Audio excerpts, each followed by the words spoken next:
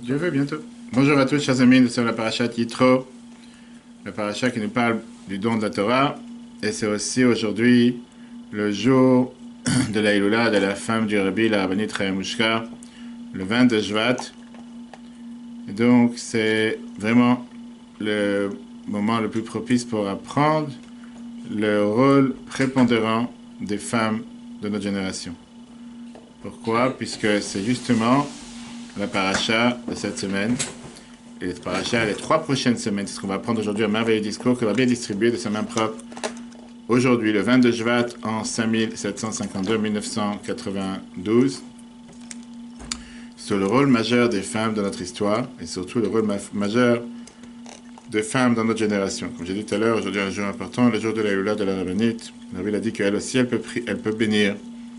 Et c'est la raison pour laquelle aujourd'hui c'est un jour propice pour demander des bénédictions au Rabbi sur l'Oel et donner la tzaka comme Rabbi demandait en chiffre 47, 470, c'était le nom Chayamushka, compte numérique 470, c'est connu l'histoire qu'après le décès de la Rabbanite, un mois après qu'on a commencé à construire le campus Ramesh, qui était ce qui est devenu aujourd'hui le grand Bet Rivka à New York. Le Rabbi est passé en voiture en route vers l'Oel, il a sorti de sa poche $470 en disant ça c'est de ma part et de sa part, de la part de la Rabbanite, et je vais aller prier sur sa tombe et je vais lui annoncer les bonnes nouvelles. Et donc, c'est un jour propice aujourd'hui pour demander des bénédictions et pour faire tzedaka en ce chiffre. Parashat Yitro. Parashat, on a parlé longuement cette semaine sur le respect des parents, les 10 commandements. Comment on est devenu le peuple élu, le peuple choisi? Est-ce que c'est pas ça qui a créé l'antisémitisme? Tout le cours de l'histoire qu'on peut revoir. Mais aujourd'hui, comme j'ai dit tout à l'heure, on va s'arrêter sur ce discours qu'Rabbi a prononcé en ce Shabbat, le Shabbat qui bénit le mois de Hadar, comme ce Shabbat qui est Shabbat Yitro. Et en 1986 et 1746, et qui explique justement que le rôle particulier du mois d'Adar, c'est d'abord un mois particulier parce que c'est le mois dans lequel il y a la fête la plus joyeuse du calendrier, la fête de Purim. À tel point que cette fête de Purim, c'est une fête qui a transformé tout le mois en joie, comme la Megillah nous dit. À Chodesh, Asher, Nehefach, les Sasson de Simcha. À tel point que la Halakha te dit que si quelqu'un ne peut pas lire la Megillah en son temps, il peut déjà commencer à la lire depuis le début du mois. Comme c'est écrit dans Yerushalmi, dans Shulchan Aruch, Kol HaChodesh Kasher le Mikra Megillah. Tout le mois, il est kasher pour lire la Megillah. Pourquoi? Parce que, dans la Chal te dit, la Megillah nous dit, VaChodesh Asher Nehepach. C'est le mois qui a été transformé. On pourrait le lire après Purim, en fait. Avant, je sais pas. Oui, avant. Mais après On aussi. commence ça depuis le début. Après, c'est notre histoire. Comme on dit, Avaz Bano Batel Korbano, quand tu fais un korban après son temps, hein, c'est pas ça l'histoire, tu comprends? C'est pas quand tu fais Pessah, tu fais Seder quand ça t'arrange, tu fais Purim quand ça t'arrange. C'est très bien qu'une année comme cette année, il y a 3 jours de Purim en Israël, à Yerushalayim. Contre-jour. Purim et Shelash, c'est faut voir dans le cours, qu'on a vu dans le cours de la Halakha, qu'on peut voir sur l'application de Torah, puisqu'on sait que dans les villes, Harim, Mukafat, Roma, les villes qui sont entourées de murailles, comme Jérusalem, ils font toujours Purim un jour décalé de nous, qui est le 15. Cette année, le 15, c'est Shabbat. Ouais. Donc il y a certaines choses qui font vendredi, il y a certaines choses qui font dimanche, et donc ça dure sur 2-3 jours, comme ça arrive plusieurs années. Quand Purim tombe un vendredi comme Le jeûne, c'est quoi? C'est un jeudi, alors? le jeûne, c'est jeudi, exactement. Ça change pas. Quelle est la particularité du mois d'Adar? Pas seulement le fait que c'est les jours de Purim, comme on a dit, mais c'est aussi le Chodesh Hashem Nehepach, le mois qui s'est transformé pour la joie. Et c'est pour ça que c'est écrit dans la Gemara Ta'anit et dans le Shulchan Aruch que Mishenichnas Adar Marbim Besimcha. Dès que rentre le mois d'Adar, on doit rajouter dans la joie. Ça ne veut pas dire qu'il faut commencer à être joyeux, parce qu'on doit être joyeux toute l'année. Mais dès que rentre le mois d'Adar, on doit être Besimcha. Et comme on a expliqué que ça c'est attaché avec quoi, la Gemara Megillah nous dit ça. Le fait que c'était le jour, le mois où est né le tzaddik de la génération, Moshe Rabbeinu, le 7 Adar. C'est écrit dans la Gemara Megillah, page 13, que Aman il a fait ce tirage au sort du mois d'Adar pour savoir quel mois il allait pouvoir se débarrasser du peuple juif. Il était devenu très joyeux. Il s'est dit, j'ai fait le tirage au sort, et le sort il est tombé quand? Dans le mois que Moshe est mort. Parce qu'on sait très bien que Moshe est décédé aussi le 7 Adar. Velo haya yodea, il ne savait pas, chez Beshiva Be'adar Nolad, il ne savait pas qu'il n'est pas seulement décédé le 7 Adar, mais il est aussi né le 7 Adar. Et alors, puisqu'il est né le 7 Adar, automatiquement, il a mal fait son calcul, parce qu'on sait très bien que le jour de la naissance d'un tzaddik, c'est un jour important pour propice de bénédiction pour tout le peuple juif. Ah, pourquoi on fait des autres par rapport à la mort, alors? Parce que la Torah te dit que, on a parlé ça plusieurs fois dans les cours de deuil, que plus grand est le jour de la mort que le jour de la naissance. Que le J'ai jour... jamais ça. J'ai pas entendu. Si on parle maintenant d'un tzaddik, mon cher Rabbeinu, écoute. La raison, en deux mots, pourquoi il y a eu le miracle de Purim, c'est parce que le 7 Adar, Moshe, il est né, Moshiach d'Israël, comme c'est écrit dans la Gemara Sota, le sauveteur du peuple juif. Et donc, le fait qu'il a fait un tirage du sort pendant le mois de Hadar, ça a annulé le décret de Haman, et automatiquement, dans ce mois-là, est tombée la fête de Purim. Et donc, quand la Megillah, elle te dit que c'est un mois qui s'est transformé en joie, parce qu'au début, le décret, il était prêt de faire, on va dire, un décret contre le peuple juif pendant le mois d'Adar. Mais le jour méritant, le 7e du mois, la naissance de Moshe, a fait en sorte que ce mois, c'est un mois qui s'est transformé en mois méritant. Et c'est d'ailleurs pour ça que la halakha te dit que tout celui qui a un complot, qui a un jugement avec quelqu'un qui lui veut du mal, ça serait bien de le faire pendant le mois d'Adar, parce que le mois d'Adar, c'est un mois méritant. C'est le mois dans lequel le peuple juif a toujours eu les miracles. Mais non, la halakha te dit, quand il y a 2 Adar, comme dans certaines années, à ce moment-là, on a l'habitude de jeûner pour ceux qui jeûnent le 7 Adar, le jour où il est mort Moshe, le premier mois d'Adar. Et donc, on peut très bien dire que le fait de Purim, on sait très bien que le premier mois d'Adar a aussi un impact important, puisqu'on a Purim Katan, le petit Purim et le grand Purim. D'ailleurs, on sait très bien que dans plusieurs sujets, la halakha, quand elle parle de l'importance du mois d'Adar, elle te fait allusion beaucoup plus au premier jour, au premier Adar, qu'au deuxième Adar. Et c'est vrai que quand tu regardes, au départ, on aurait dû lire la Megillah le premier Adar, pas le deuxième Adar. Pourquoi on lit la Megillah le deuxième Adar quand il y a 2 Adar? Parce qu'on veut rapprocher la délivrance de Purim à la délivrance de Pessah. Mismar, Geoula, le Geoula, comme c'est écrit dans la Gemara Megillah, page 6. Maintenant, ça c'est par rapport à la fête de Purim. Qu'est-ce qui s'est passé à Purim? On aura le temps d'en reparler si tu veux, parce qu'on a encore 3 semaines. C'est très bien que dans la Megillah, on nous dit Kimu vekiblo ayodim. Le peuple juif a accepté et a mis en place et a accompli ce qu'ils avaient déjà accepté sur eux. En 2 mots, ce qu'on a accepté à Matan Torah. Quand la paracha de cette semaine, la paracha Titro, on a accepté le don de la Torah. Et on a dit à Dieu, Naaseh vedishma, on va faire et on va comprendre. On n'a vraiment pas eu le temps, on n'a pas été mis, on va dire, on n'a pas été mis face au test pour savoir si on va faire ça concrètement ou pas. Par contre, à Purim, on a été mis face à un test. Est-ce qu'on allait faire ce que Dieu nous demande ou pas? Et la preuve, c'était la première fois qu'on a été testé. Hein, pour être testé positif ou négatif, parce qu'on doit tous être positif dans la tête, dans la pensée, parole et action. Les gens aujourd'hui cherchent tous à être négatifs. Il faut être positif. Et automatiquement, Kimu vashekib lukva. C'est écrit dans la Gemara. La Yodim aita ora vesimcha vesason vika, qu'on dit tous les samedis soirs. Le peuple juif avait la joie, la lumière, l'allégresse. Et bien les Chachamim dans la Gemara Megillah, ils te disent, Ora, la lumière, ça fait allusion à la Torah, Vikar, ça fait allusion au Tfilin, parce que toute la Torah, elle est comparée au Tfilin, la mitzvah qu'on a eue il y a 2 semaines dans la Parashat Bo. Et bien sûr, Mishtev et Simcha, quand il dit qu'il faut être joyeux avec le repas de Purim, la Simcha, c'est bien sûr avec le vin, mais on parle dans la Torah les choses cachées de la Torah, à tel point qu'on a pu même avoir un impact sur toutes les nations du monde, comme la Megillah nous dit, Verabim me'ameh haaretz mityadim, que beaucoup de nations du monde, ils se convertissaient. Pourquoi? Parce qu'ils ont vu la grandeur du peuple juif, exactement ce qui s'est passé dans la paracha avec notre cher Yitro.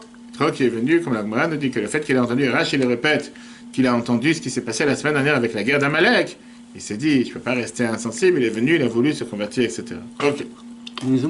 Pourquoi quand Rachid dit que ça lui a hérissé les poils quand il a entendu tout le mal qui a été fait sur les Égyptiens par rapport à Dieu, comment on peut honorer encore comment on peut honorer à ce point-là il trouve alors qu'il était pas bien quand Rachid dit ça. Bonne question. Si tu veux qu'on parle de ce sujet-là, à ce moment-là, on ne va pas parler de sujet. Rappelle-moi, à la fin, je vais te répondre à cette question par rapport au fait que c'est très bien que Yitro, après, il a disparu.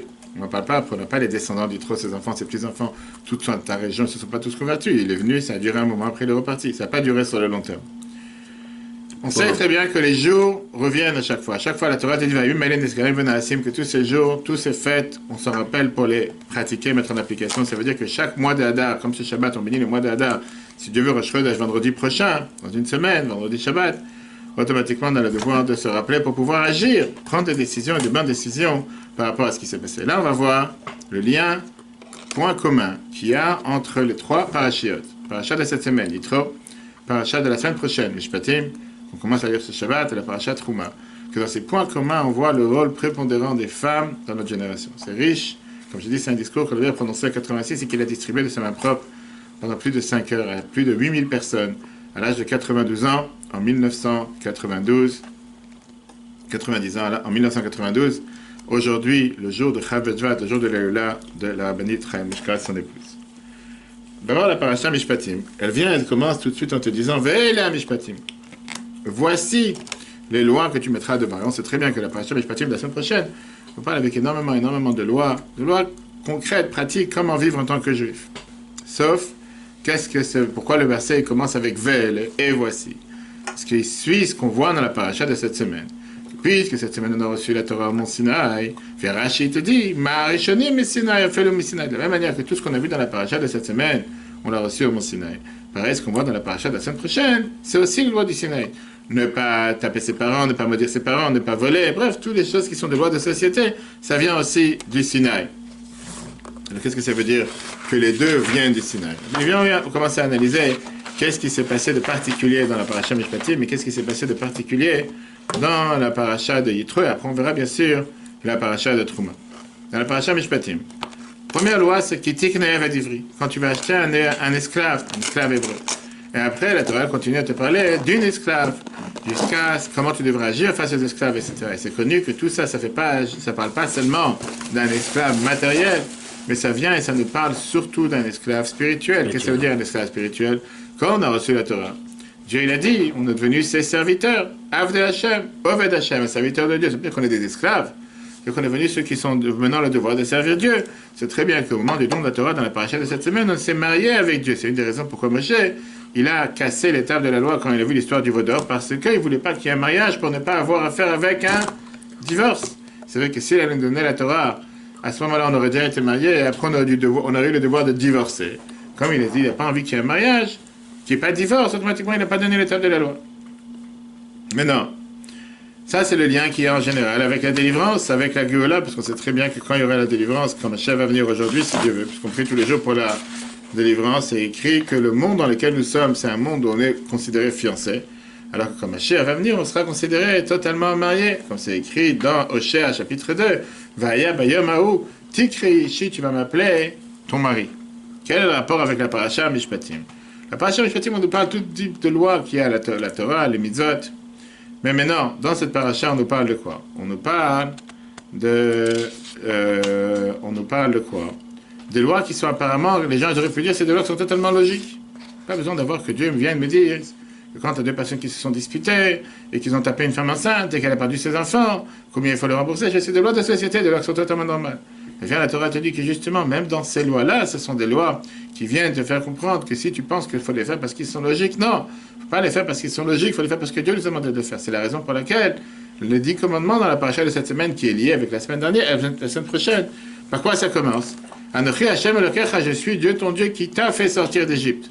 Et comme tout le monde demande la question, est-ce que ça c'est la marque de fabrique? Est-ce que ça c'est la pièce d'identité? Qu'est-ce que ça veut dire je suis Dieu ton Dieu qui t'a fait sortir d'Égypte? Pourquoi elle n'a pas dit je suis Dieu ton Dieu qui a créé le ciel et la terre?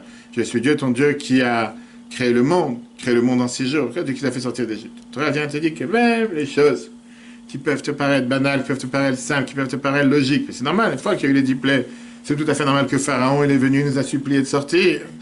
On n'a pas forcément vu la main de Dieu. Dieu dit non, s'il y avait ma main. Après, pourquoi ça a été dit au langage particulier, au langage privé, pas au langage public, pluriel? Il aurait pu dire, je suis Dieu ton Dieu qui vous a fait sortir d'Égypte. On a dit qu'on apprend ces 10 commandements, parce que Dieu il a voulu nous dire, je ne vais pas parler à ton voisin, je vais parler à toi, je vais parler à chacun d'entre vous. Chacun doit se sentir concerné. Mais au final, aujourd'hui, on est dans le mois de Shvat. Qu'est-ce qui se passe dans le mois de Shvat? On a vu tout à l'heure que dans le mois de Shvat, on a plusieurs choses importantes, particulièrement par rapport à notre génération. Le 10 Shvat, c'était il y a 2 semaines, le jour où le Rabbi précédent nous a quittés, le Rabbi précédent. Et encore une fois, on rejoint l'idée qu'on dit qu'un tzaddik, le Nassi ou Akol, le tzaddik, c'est le dirigeant de toute la génération. On sait très bien ce que l'Admour Azaken nous dit, que quand un tzaddik nous quitte, c'est la réponse à ta question. Pourquoi c'est important le jour de la Lula d'un tzaddik? Parce qu'on te dit que Kol Ma'asav et Torato Vavodato Asheravat Kol Mechayav, toutes les actions, toutes les bonnes choses, toute sa Torah et tout ce qu'il a fait toute sa vie, Mitgaleh ou Meir, il est clair et il se dévoile. Le Prinat Gilum Yumal le matin de haut en bas au moment où il est décédé. Poel Yeshua Bekerev Haaretz. Et il peut faire des miracles. Il fait des grandeurs, il fait des merveilles parmi tous ceux qui habitent sur terre. Et ça découle aussi pour tous les gens de la génération. Puisqu'un tzaddik fait vivre toute la génération, et quand quelqu'un venait voir un tzaddik en général, il venait pas voir sa belle barbe, ses beaux yeux, il venait voir sa neshama, le contact avec sa neshama. Automatiquement, une fois qu'un tzaddik est décédé, même si matériellement il est plus présent, mais spirituellement il est encore plus présent qu'avant. Comme il dit le Zohar, qu'un tzaddik de son décès est plus vivant que de son vivant. Automatiquement, par ça qu'on a aujourd'hui par ça qu'on a aujourd'hui le jour de la Géoula d'un tzaddik, c'est le jour où toutes ces actions qu'il a fait de son vivant éclairent, lui monte de niveau et fait avec sa montée tous ceux qui sont présents à notre niveau. Quel est le point commun si on réfléchit un instant? Quelle était cette révolution planétaire que la Bible a fait sur Terre? Et à travers la Bible, bien sûr, la rabbinite, parce que c'est grâce au fait que la rabbinite était présente que la Bible a pu faire tout ce qu'il a fait. On dit le point commun, c'était bien sûr s'inquiéter pour un autre juif. Si tu récapitules ça en un mot, propager le judaïsme, s'inquiéter pour un autre juif, éclairer le monde avec la valeur de la Torah et les mitzvot, pas seulement sa famille, pas seulement sa communauté, pas seulement son entourage, mais le monde entier, comme on a vu dans la Megillah, tous les juifs qui se trouvent dans toutes les nations du monde, Akrovim ve'Achokim, les proches et les loin. Mais l'accent particulier, c'est d'essayer d'agir même ceux qui se trouvent à l'extérieur. Extérieur de ton cocon, extérieur de ton milieu, extérieur de ta famille, extérieur de tes connaissances. Les juifs qui se trouvent dans les fins fonds d'enseignement, qui ne connaissent absolument rien, qui ne savent pas c'est quoi le judaïsme, qui n'ont pas entendu parler, ou peut-être qu'ils ont entendu parler de manière vague, et viens lui dire, toi aussi tu appartiens, toi aussi tu es présent.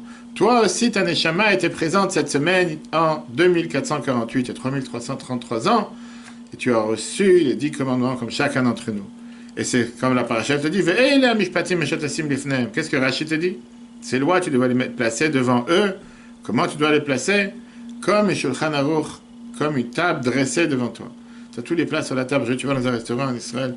Dans les autres endroits du monde, on voit ça beaucoup en Israël, après Corona. Et avant Corona.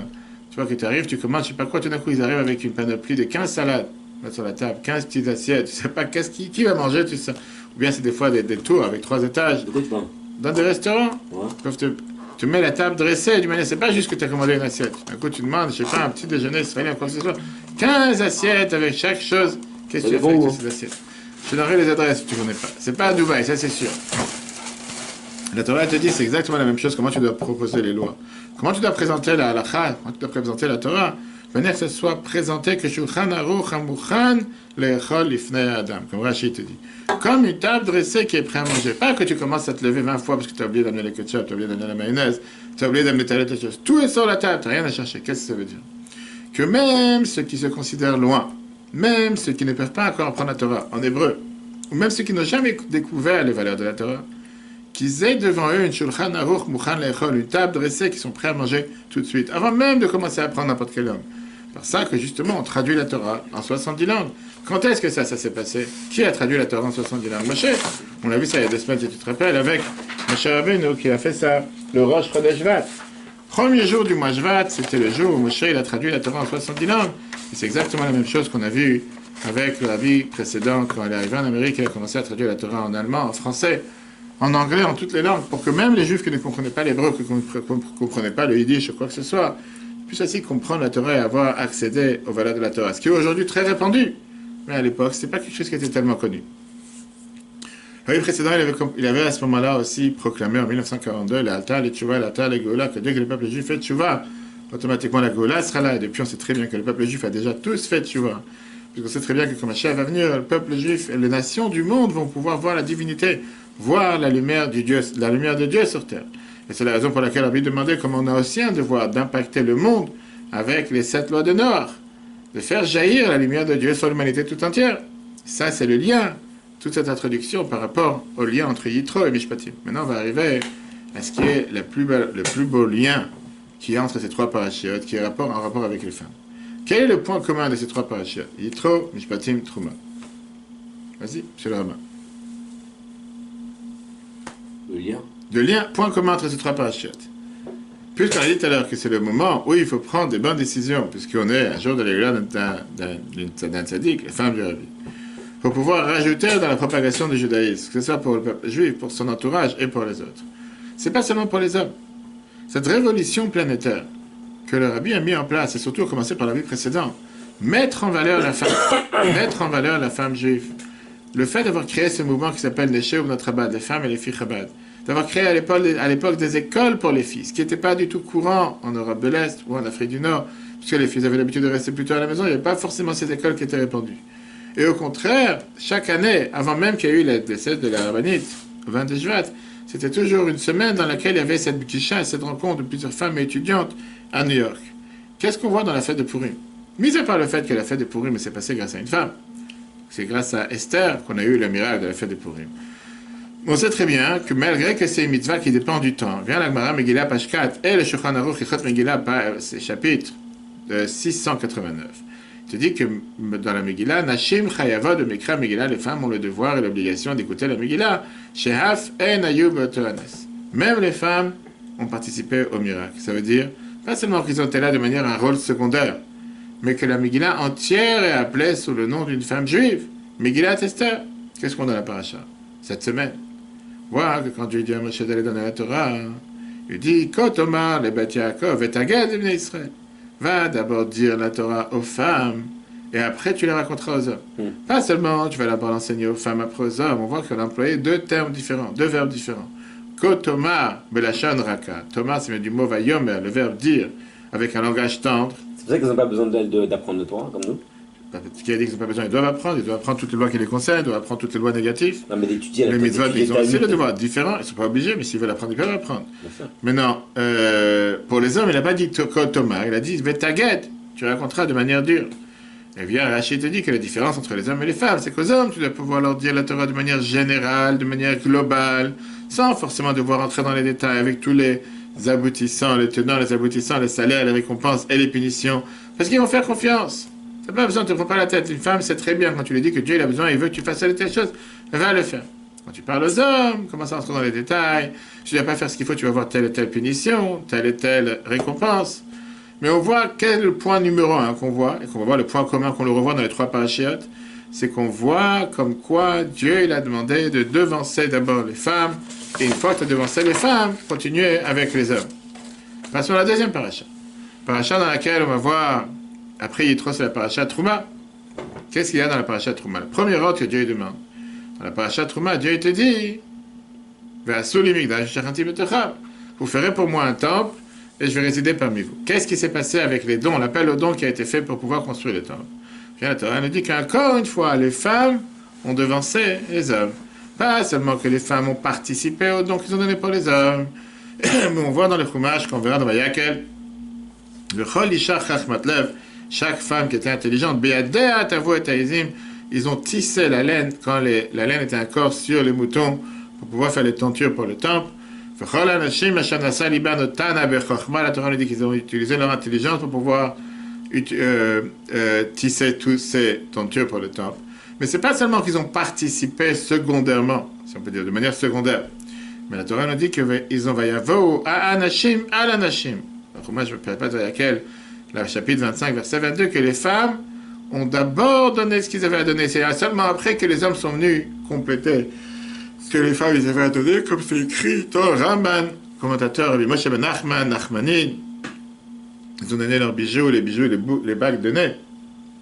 Toutes les bagues qu'ils avaient à l'époque. C'est ça pour les femmes de mettre des bagues dans le nez? Est-ce que c'est interdit? Ouais. Je vois bien qu'aujourd'hui, beaucoup de gens le font. Non, il y a même des hommes qui le font. Il y a même des personnes. Le problème, est-ce que tout ce qui est permis, il faut faire? Est-ce que c'est interdit? Tu vois qu'à l'époque, c'était à la mode.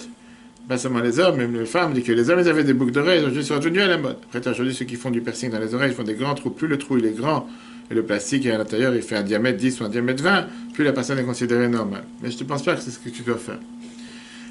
En tout cas, à l'époque, ils ont donné tous leurs boucles. On dit que c'était les boucles d'oreilles, les bagues, les boucles de nez. Mais la Torah te dit qu'ils n'ont pas seulement donné ce qu'ils avaient comme bijoux. Ils sont venus, ils l'ont donné avant les hommes. Et les hommes sont venus en donner de manière secondaire. Qu'est-ce qu'on voit dans le service de Dieu en général? Comme j'ai dit tout à l'heure, on voit les efforts que le rabbi a fait, le rabbi précédent, et surtout le rabbi, de faire participer les femmes, pas de manière secondaire. Par exemple, pour les shluchim. Chaque année, à ce moment, il y a le Kinnus HaShluchot, le congrès international des femmes émissaires du rabbi. Cette année, ça se passe de manière, on va dire, digitale. Le rabbi ne voulait pas qu'un shliach parte en shlichut s'il n'est pas marié. Le rabbi ne tenait pas qu'il envoie un shliach, un homme. Le rabbi envoyait un couple, en disant que l'homme et la femme doivent se donner à la shlichut. Alors tu vas me dire, mais je connais tel et tel. Ce ne sont pas des extraterrestres, ce ne sont pas des cas hors normes. Dans la norme, en général, lui voulait que ce soit l'homme et la femme. C'est pas que la femme elle est faite pour faire la cuisine, pour rester à la maison avec ma femme. Bien sûr. Bah, c'est pour ça que je suis parti là-bas. L'idée, c'était que... Il ne voulait pas que les hommes sont faits... Les femmes, pardon, sont faites pour faire la cuisine. T'as vu Messi ou pas? Non, le Messi, je l'attends tous les jours. Qu'est-ce qu'il est grave? Je donnerai son nom, son adresse après. Pas que les hommes fassent ce qu'ils ont à faire leur mission et les femmes soient confinées dans la maison. Tu ne sors pas de la maison, tu ne sors pas sans un homme, tu n'as pas le droit de sortir de la cuisine, tu n'as pas le droit d'être là pour avoir des enfants et faire à manger. Non, la Torah te dit bien sûr que les femmes ont un rôle important en tant que dirigeants du peuple juif, en tant que s'occuper pour propager le judaïsme. Comme on vient de voir, soit dans la paracha Yitro, le fait qu'ils étaient là, Dieu leur a demandé de donner la Torah d'abord, soit dans la paracha du temple, tu me feras un temple et je résiderai parmi vous. Et surtout, pas oublier ce qu'on a vu il y a 2 semaines, quand on est sorti d'Égypte, on a dit que Bisrut, Nashim, Satkaniot, Shayub, Be'Ador, par le mérite des femmes pieuses qu'il y avait dans telle génération, Nigalo, Israël et Mitzrayim. Le peuple juif est sorti d'Égypte grâce à qui? Grâce au mérite des femmes. Pourquoi grâce au mérite des femmes? C'est très bien qu'il y avait toutes les difficultés que les hommes avaient pour pouvoir travailler, les travaux forcés, et ils venaient et ils leur emmenaient à manger, et ils avaient des rapports dans les champs pour pouvoir donner naissance à les enfants juifs, et c'est comme ça qu'il y a eu la continuité du peuple juif. Qu'est-ce que c'est écrit dans les Kid Harizal? Pardon, dans les écrits du Harizal. C'est pour ça qui donne la justice, qui donne la religion. Oui, que notre génération est un Gilgul, c'est une réincarnation de la génération qui est sortie d'Égypte. Et c'est par ce mérite, par le mérite des femmes, de la même manière qu'à l'époque, c'était par le mérite des femmes qu'on est sorti d'Égypte. Par le mérite des femmes, on va sortir de cet exil, comme c'est écrit, qui met Tzatra, Beret, Mitzrayim. De la même manière que Dieu nous a montré les miracles en sortant d'Égypte, il va nous montrer aussi aujourd'hui. Maintenant, c'est très bien qu'on a dit tout à l'heure, que le fait de Purim est toujours dans le mois d'Adar, même quand il y a 2 Adar, c'est toujours dans le 2e Adar, parce que Dieu a voulu qu'on soit Mismar, Géoula, les Géoula, qu'on rapproche une délivrance à une autre. Quelle délivrance à une autre? Le mois d'Adar, au mois de Nissan. Le fait que le dernier mois du calendrier, c'est vrai que c'est le mois d'Adar, mais c'est proche de Nissan, Dieu voulait qu'on ait les 2 mois ensemble. Rambam vient nous dire qu'on parle de la Géoula. Shiftir Torah, que la Torah, elle a promis, chez Sof Israël, à Sot Tshuva, que le peuple juif finira par faire Tshuva, à la fin de la Galoute, ou Miyad et Negalim. Et tout de suite, ils vont être, une fois qu'on fera Tshuva, on va tout de suite pouvoir être libérés. En 2 mots, c'est pas qu'il faut attendre des jours et des années quand les gens ils demandent. Alors ça veut dire que si le peuple juif entier ne fait pas Tshuva, on va pas pouvoir être libéré. C'est faux, on va pouvoir être libéré dès que n'importe quelle personne fait Tshuva. Mais si tu penses un instant qu'il faut attendre tout le peuple juif, viens Rambam. Rambam te dit que même un seul juif qui fait Tshuva, c'est déjà bascule la balance du bon côté. Rambam il écrit ça dans les lois de Tshuva, chapitre 3. Ça veut dire que la dame chez Atzmo, chacun doit se voir comme si à 5 mitzvah achat, tu as fait une seule mitzvah. Ria et Atzmo, tu as basculé toi-même, vet kol haolam kulo, le monde entier, le kafsrut du côté du mérite, le garam lov elahem, tu as fait en sorte que le peuple juif ait le sauvetage. Puisque ça n'existe pas un juif qui n'a pas eu à un instant une pensée de vouloir faire tshuva, c'est très bien ce qu'il y a même dit dans les lois de mariage. Que si quelqu'un il se marie avec une femme à condition qu'il est un grand tzaddik, même si c'était un grand rachat, il est considéré, le mariage il prend place. Pourquoi le mariage il prend place? Parce que la halakha te dit, Shema erer tshuva belibo. Peut-être sur l'instantané, il a décidé, maintenant j'ai fait tshuva, je deviens un bon juif. Ça va te dire, il est considéré que c'est un moment. Ça veut dire que si déjà dans le monde d'en bas, même sur un simple doute, on considère la personne que ça se peut, qu'il a fait tshuva en un instant, à plus forte raison par rapport à Dieu. Dieu il sait très bien. Dieu il sait très bien ce qui se passe avec chacun d'entre nous. Et Dieu il sait combien chacun d'entre nous veut vraiment faire ce que Dieu il attend de lui. Ah, des fois ça se peut que dans la réalité on a des difficultés à vouloir le faire. Mais Dieu il sait très bien que chacun de nous veut faire tshuva automatiquement. Miyad et Negalim, tout de suite on est méritant, tout de suite on peut sortir d'exil. Et c'est à ce moment-là qu'on mérite de voir ce qui est écrit dans la paracha de cette semaine. Quand Dieu il te demande de préparer le temple, pas seulement de préparer le temple, mais de construire le temple. Et c'est pour ça que c'est écrit par rapport à la parashat Trouma, qu'on verra plus tard. La mandis mecha parashat dinim, le parashat misber, pourquoi Dieu il a mis les lois des juges, parashat mishpatim, à la parashat de misber. L'omar lecha pour te dire, shetasim sanedrin etzel misber, etzel mikdash, que Dieu voulait que les sanedrin, qui étaient le tribunal, devaient être à côté du temple. Et on sait très bien qu'à ce moment-là, on pourra recommencer à bénir la lune, comme c'était à l'époque, avec les témoins, pas seulement avec le calendrier de Google, etc., qu'on a parlé longuement la semaine dernière. Maintenant, c'est ça. On doit quand même faire ça si on sait. De quoi? Oui, avec mais témoins, comme Hachem va venir. Enfin, ça c'est la halakha, c'est comment on devait faire au départ. Même si aujourd'hui, tu sais déjà, tout est calendrier par Google. La technologie, quand ma chère, elle va rester. Elle va rester, elle va continuer à être exploitée pour faire du bien. Voilà. Mais ça ne change pas qu'on pourra refaire les choses exactement comme la halakha l'a voulu au départ. Et donc, qu'est-ce qu'on vient de voir dans tous ces discours merveilleux que la Bible a prononcés en ce Shabbat, en 86? Le rôle prépondérant des femmes dans notre génération qui est de ne pas se dire qu'ils sont avec une valeur moins importante, que seulement les hommes peuvent venir à la synagogue en étant inscrits sur une liste, les femmes ne sont pas bienvenues, comme certains disent. Ou bien que les femmes n'ont pas le devoir de faire tel ou tel mitzvah. Ou bien les femmes sont secondaires, mais bien au contraire. Pas seulement que les femmes sont considérées à Keret Habayit, le pilier de la maison.